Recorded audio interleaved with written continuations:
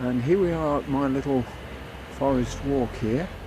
I'm just coming up to these gates. I've just spent the last 5 minutes setting up the camera and this gimbal, and I haven't done that for a few weeks, so as a result I'm a little bit stale here on the settings, and I'm just hoping this is not going to be too herky-jerky, but I'm going to try and keep it as smooth as I possibly can on this gimbal. Nice and smooth, there we go.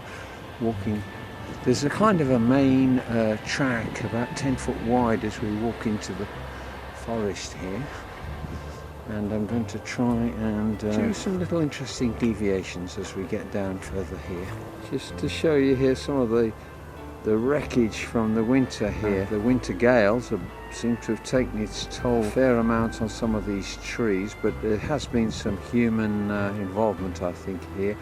I'm not sure what this means when I see piles of sticks mounted up against trees. I don't know, does it have a symbol or meaning to some people? I don't know. But anyway, there they are, and that's another view of the forest to my right as I'm walking down the trail. Here are the houses on the little road that leads into the forest, and these are rather large houses, and I've watched them being constructed over the course of the winter here. They look almost finished. There's obviously serious work being done on the interiors now, probably ready for occupation in the near future. Just the clearings that I look around occasionally, and they've made some obvious efforts here to put in some small trees to replace some of these larger trees which have had their life and fallen to the ground. When I come here in the summer, I do see signs of people having barbecued in this forest, and during some of the very dry spells I wonder how safe that is to do that. But people have got to have somewhere to go to barbecue, I suppose, especially during this COVID period when they haven't been able to go out at all. The largest perhaps of the clearings in the forest is this one here, and obviously the city workers have been busy, and I do see quite a few saplings being placed in the ground, and let's just hope that between the rabbits and the raccoons and the vandals and the humans that will knock them down, that some of them survive. And there you are. And you might be asking why they put those white bands around. Well, as I understand it, those white bands around these saplings are put there to prevent the rabbits, I believe, from chewing away the bark. And a sapling that is debarked rarely survives. Hope some of them do mature, and we've got some extra trees in our forest within a few years.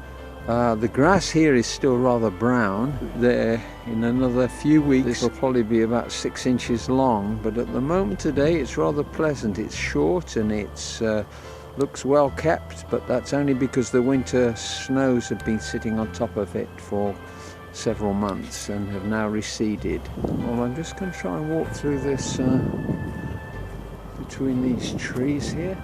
Kind of interesting. Rather large pines, aren't they? Well, large, I suppose, large for this forest, but not large in the context of the size of pines. And there's an old trunk which is rotting here, and there's another big one here that is in a serious state of decay around the root, and I'm not sure how long that one is going to be around as we go through the spring gales and what have you. Just continue on along my path here. You can see the houses on the far side of this little river which we're going to be coming up to shortly. Oh, what a beautiful day. It makes you glad to be alive, I tell you, a day like this after a long winter. Well, I think you'd call this a tangle of forest, actually.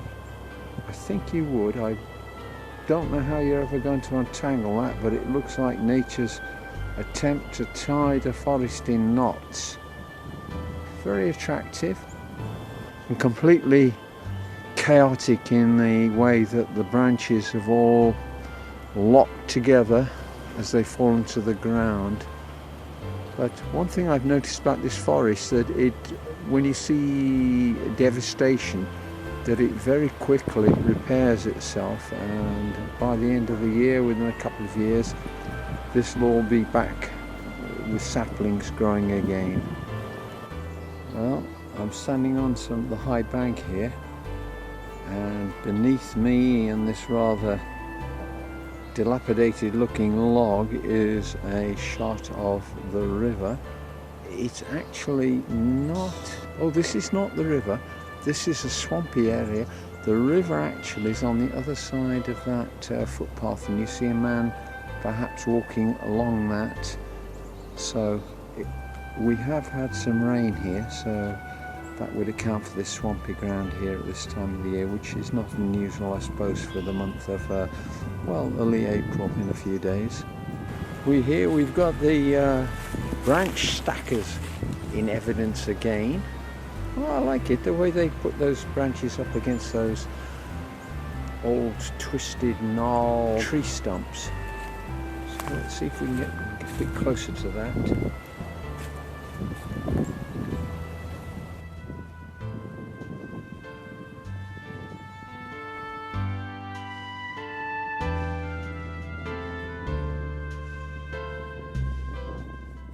And here before me is this rocky trail that I tried to navigate a couple of weeks ago. And a couple of weeks ago it was just sheer ice all the way down here. It was water that had run down and then frozen. And it was a dangerous and silly thing to do, but I'm a dangerous and crazy guy, I suppose, and I went down and I paid the price for it. But today it's pretty good, but I'm going to take it easy as I go down, and we can follow my footsteps as I walk down. I'm choosing the track on perhaps which is rather smoother on the right hand side here. Oh, no problem at all here. It's dry and it's not slippery at all, and we're cruising down here, no problemo, as they say. And there we are, we're almost at the bottom here, and I'm going to pivot around and get a shot of the trail as I look back up to it here.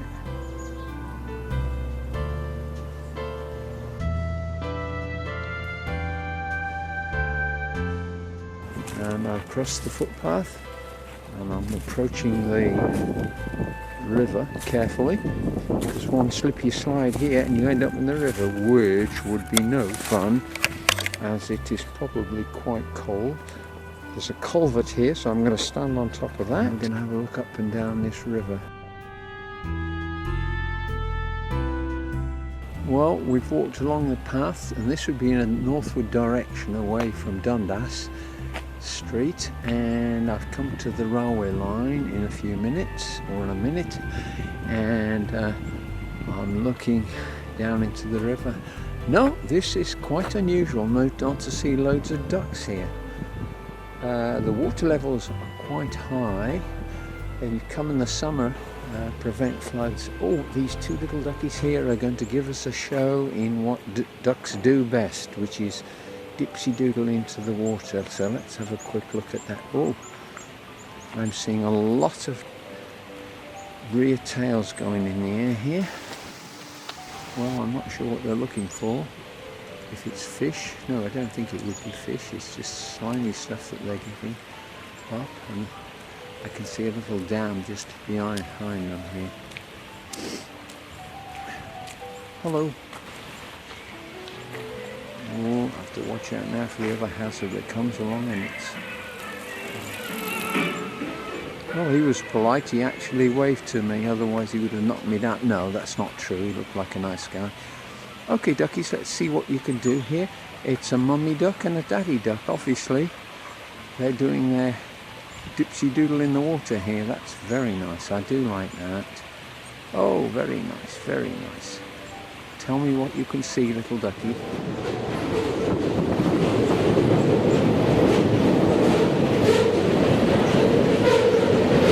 And as I was just saying, how peaceful it was until that train roared over. Those trains in Canada are so long that sometimes they take minutes and minutes to go past you, and it's all freight cars. And lots of these houses that you can see so near to the railway tracks, it must be really stressful for the people living in them to have to hear that. And they run 24/7.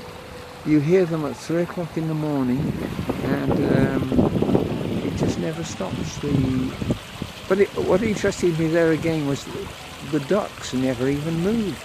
It was very, very loud, and the ducks just never moved and didn't seem at all frightened at the roar of the engine behind them.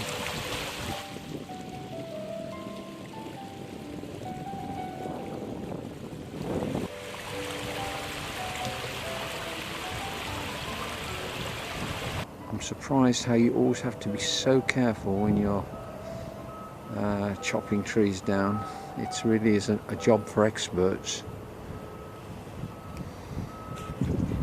What I see here is evidence that that little river just a very short time ago has been a raging torrent. Look how the leaves are banked up around the roots of these small saplings, and it would indicate that there was actually the river rose up probably 2 to 3 meters in a very short time and swept those leaves along with it. Very rapid and very intense, hence the floods that we frequently get further north, and particularly out in Western Canada. Well, the reason for this little shot here is the very first evidence of little spring flowers coming through all the dead grass and weeds and everything on the ground. Cute little blue flowers. I hope very shortly they'll be joined by more and more, and it becomes very pretty. Yes, lots of evidence of flooding here, and you can see we're about 2 meters, 3 meters above the water, I suppose. But all these leaves and things have been swept up onto this bank as this river has risen rapidly. The city puts all these big stones on the side to control the flow of the river on the outer curves that tend to eat into the banks and obviously cause havoc and flooding.